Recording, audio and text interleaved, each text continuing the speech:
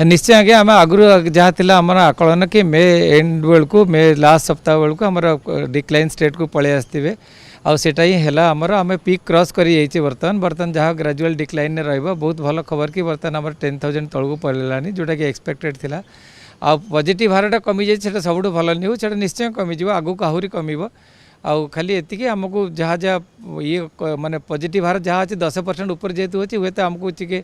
lockdown अवधि बढ़िया पड़ पारे किंतु जो आम माने पॉजिटिव हार 10% तौक चल 7-8 बेलू आसो से आम धीरे धीरे लॉकडाउन मुकुली जा मत लगुनि आ बेसी दिन भी लॉकडाउन आमर दरकार खाली आमको निजर जहाँ जहाँ बेसिक्स गुड़ाक माने आमको जो नियम पालन करा पड़ो जमी मास्क पिंधा सोशल डिस्टेंसिंग हैंड वाश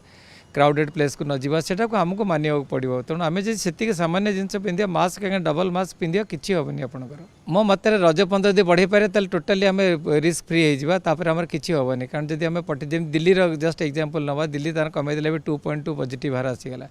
तेणु आम जब रज मंथ नहीं जाए ना कौन रज बेले रिस्की बिहेवियर हम लोक मैंने किणवे दुकान में भिड़ हम से फिर गोटे